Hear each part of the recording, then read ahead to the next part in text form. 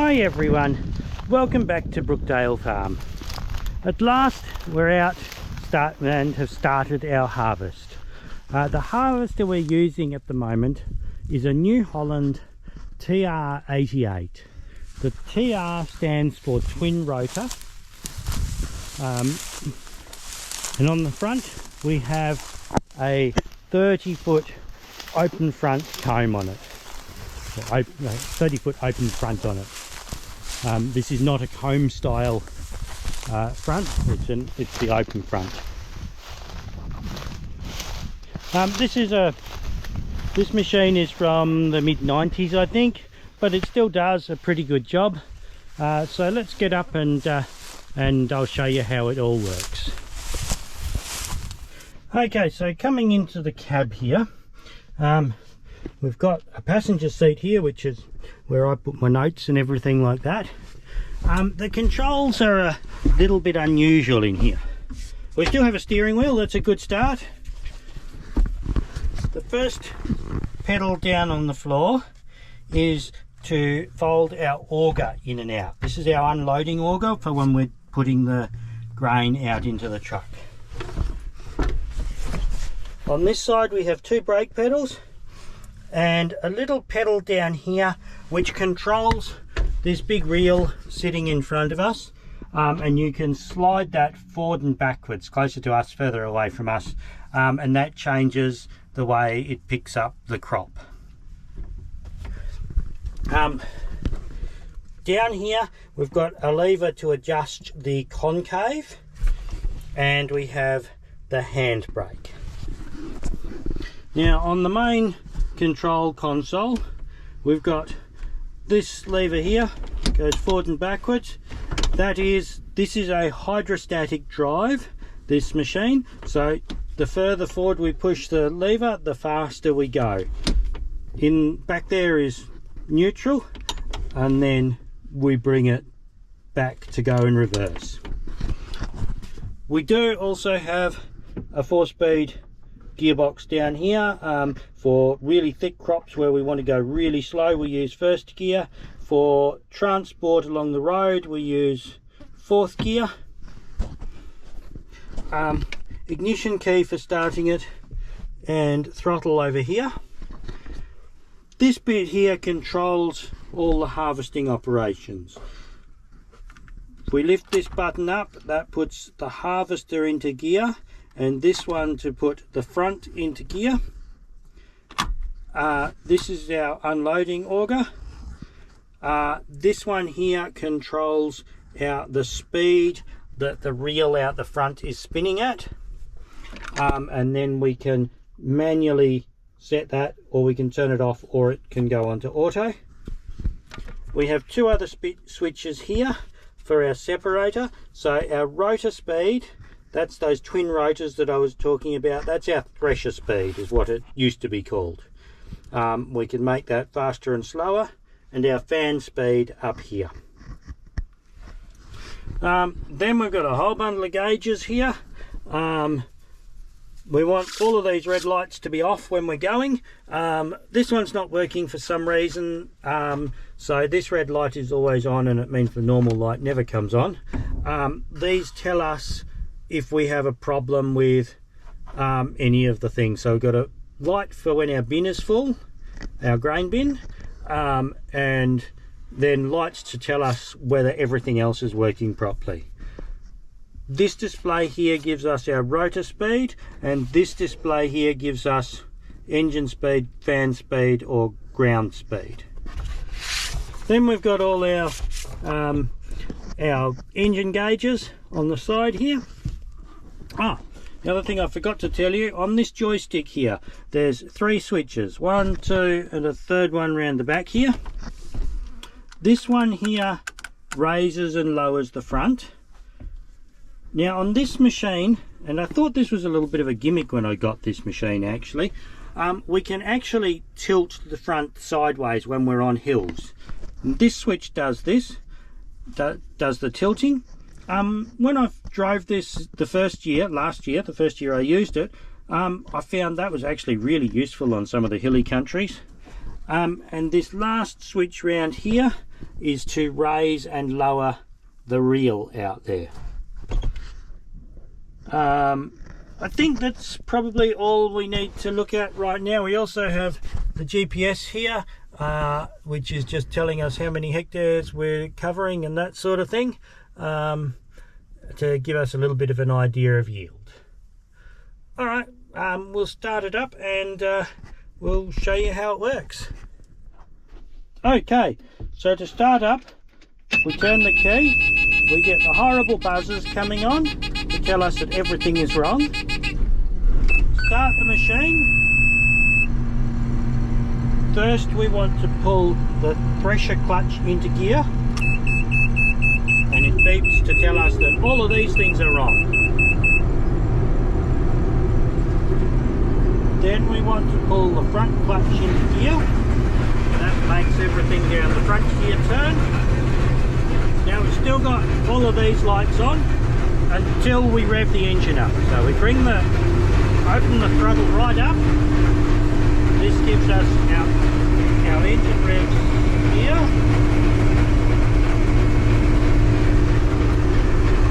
Now we use this stick here, we push it forward a little bit and we start moving.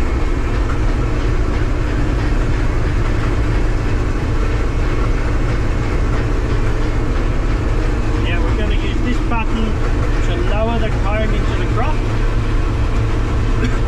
Now at this point we're also going to push this button to turn the GPS on and start counting our acres.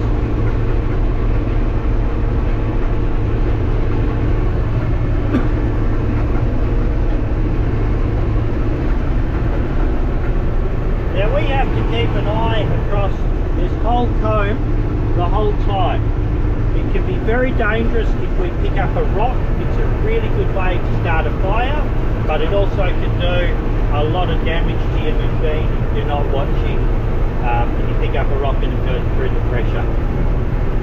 So we need to keep an eye on the whole comb the whole time, and it is quite a big area to watch. We need to keep an eye on that side of it to make sure that we are far enough into the crop. And we also want to have a look back here and make sure the grain's flowing in nicely. So we can see all the grain running into the tank now.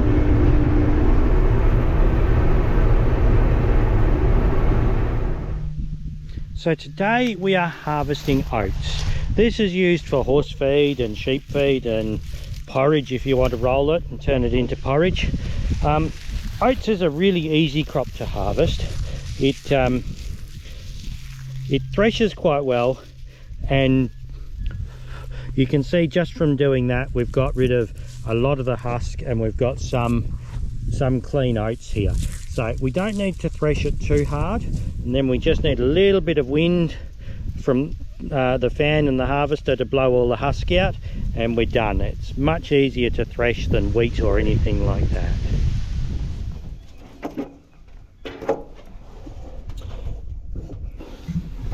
So one other thing that we need to check when we start harvesting is that our grain is dry enough. Now this is a moisture meter here. So if we unscrew the top and fill it with some oats, we don't want to use our hand to handle the oats because that can actually be enough to change the moisture content on it. We turn it on. It comes up, it tells us it's oats, and we've got a menu option and a test option. Now we need to screw the lid down. There's a little depression, sprung-loaded depression in the lid. We screw this down until that comes up level, and then we press the test button. It tells us that it's 32.6 degrees at the moment, and the moisture content of the oats is 9.3%. Now it needs to be under 12% for the grain bins to accept it if we're selling it through them. So this is plenty dry enough. We need to watch out as evening comes that and the damp air comes through, that our moisture content doesn't come up too much, and because it will come up well above that, and that's the time we've got to stop harvesting, in the evenings.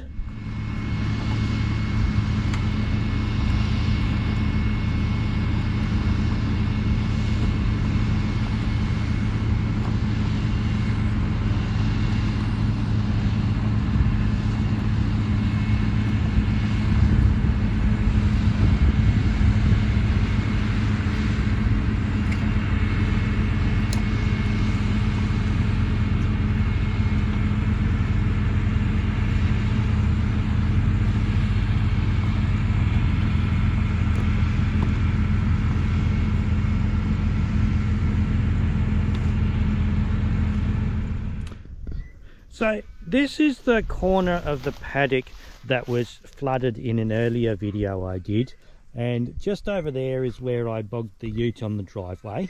I just thought I'd show you how this little bit of crop went. The crop over here that I haven't harvested yet, it's actually looking pretty good. It's a little bit thin and patchy, but the seed is pretty good, the oats are pretty good. If we come down and look in the stubble, this stronger stubble is all the oat stubble, but if we look down in between it, we can see how much ryegrass we've got underneath. In a lot of this paddock actually it's got bad ryegrass in it. Because it was so wet, it was a bit hard to get on and do anything about this. But considering how wet it was, this doesn't look too bad. And luckily we didn't get anywhere near as wet as the poor farmers in the eastern states of Australia.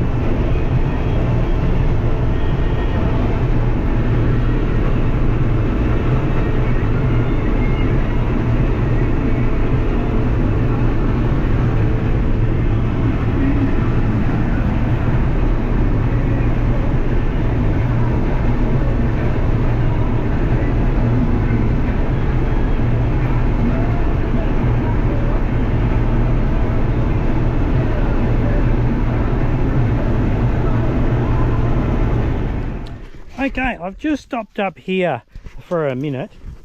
This is one of the thickest patches of crop we've got. It's good, thick stalks on it. It's good grain heads. There's a good density of plants, and it's come up really nice and tall. One of the problems when you start getting really good crops that come up too tall is they all fall over. Now this particular corner up here is where the sheep camp.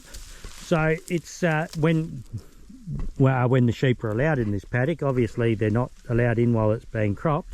But it means this area has an awful lot of sheep manure in it, and an awful lot of sheep pee in it, which makes everything grow fantastically. And probably I didn't need to put so much fertilizer on it, and then it wouldn't have fallen over like this.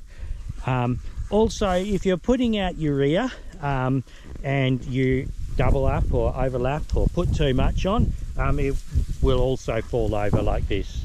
Makes it impossible to, or nearly impossible to harvest without crop lifters and going at about half walking pace. So yeah, it's a good idea to try and avoid it. But yeah, this is a pretty good patch of crop up here because of all the sheep manure.